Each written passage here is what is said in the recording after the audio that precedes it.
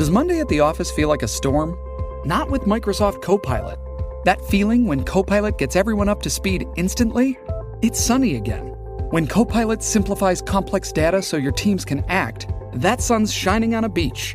And when Copilot uncovers hidden insights, you're on that beach with your people, and you find buried treasure. That's Microsoft Copilot. Learn more at Microsoft.com/AI for all. This is Optimal Living Daily, episode 3108, Developing a Routine by Danae Smith of thiswondrouslife.com. I'm your narrator, Justin Malik, reading you blogs every single day of the year, including holidays, to give you and me a bit more motivation, inspiration, or happiness today.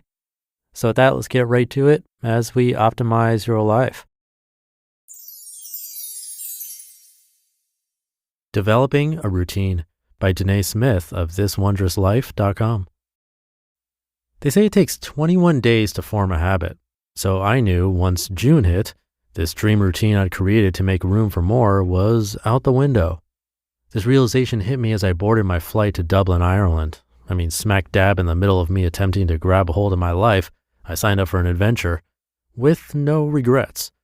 However, in all honesty, I created the routine back in May, but kept putting off the implementation of it.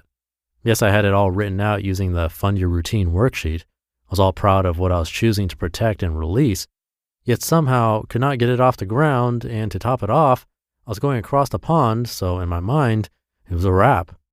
And ultimately, it was.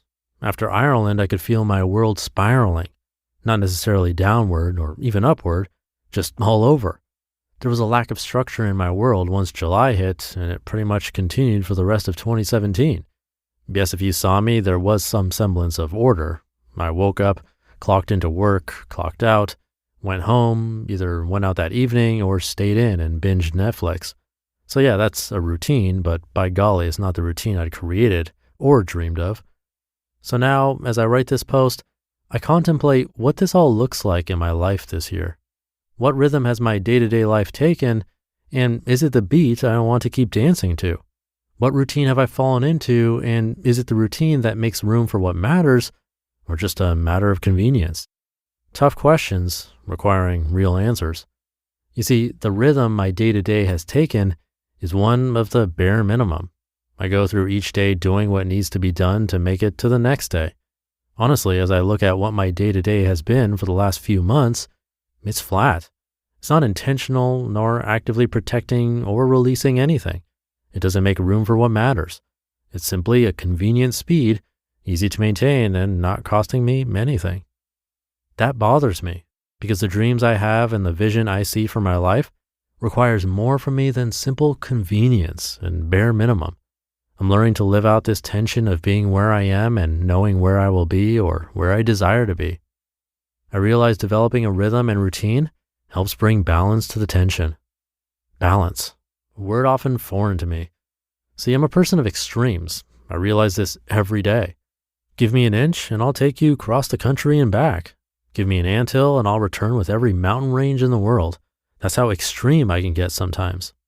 So when I notice something I don't like or want to change, I take really huge steps towards changing it, not realizing there's something really beautiful about taking small steps and unpacking that space. Rhythm and routine help with taking small steps.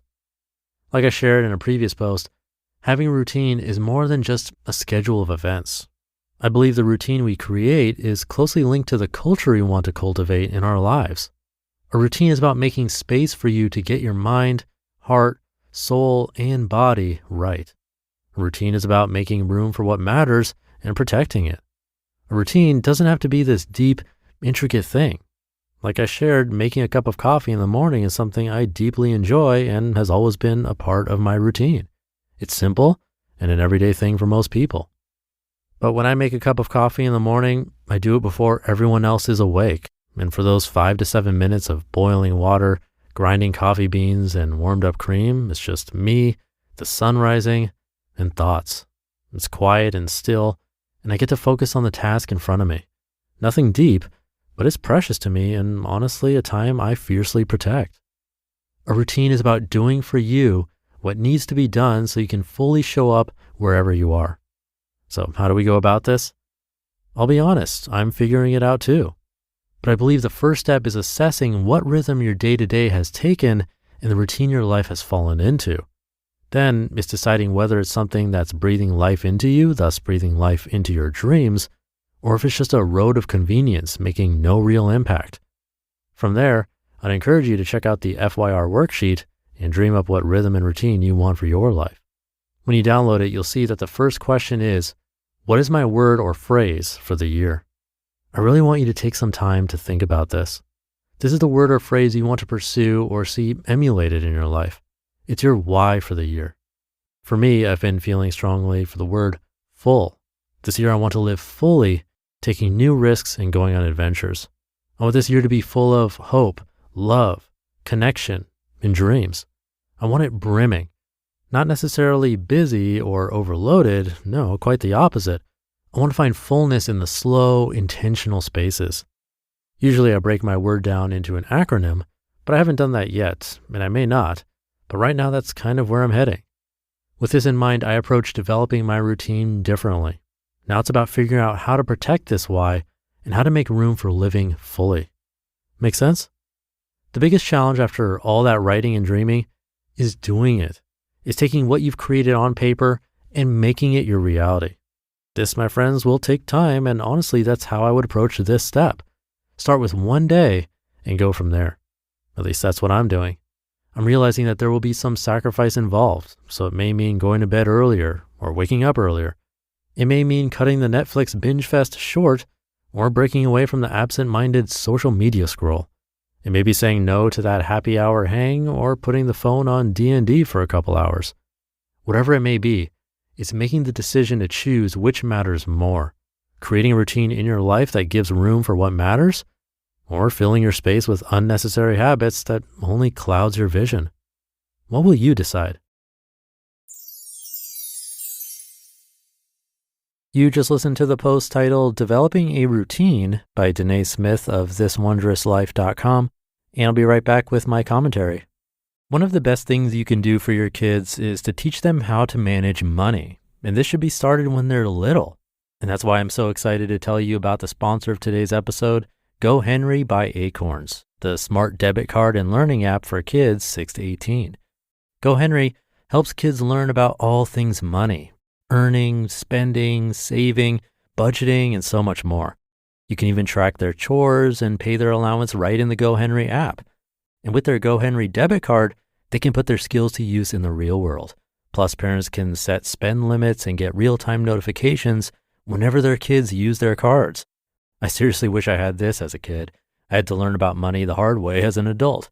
If my parents had set me up with GoHenry as a kid, learning to adult would have been so much easier. Set your kids up for success and get started today at gohenry.com/old. Terms and conditions apply. Renews from $4.99 per month unless canceled. Thank you to Danae. You can get that worksheet she mentioned by visiting her original article online. I have a link to that in this episode's description in your podcast app or player and at oldpodcast.com. And I can relate. I also have a couple of things I do in the morning that make up my routine, and it has changed over time to fit with what I really want. So I like that she mentioned that, well, one, it doesn't have to be some deep, intricate thing, but also two, it's about making room for what matters and protecting it. It's a good way to put it. Right now for me, that includes getting some sun first thing in the morning. I know I've mentioned that before, but it's super simple and makes me feel a little bit better. Plus, I think it has the added bonus of making me feel tired at the right time at night.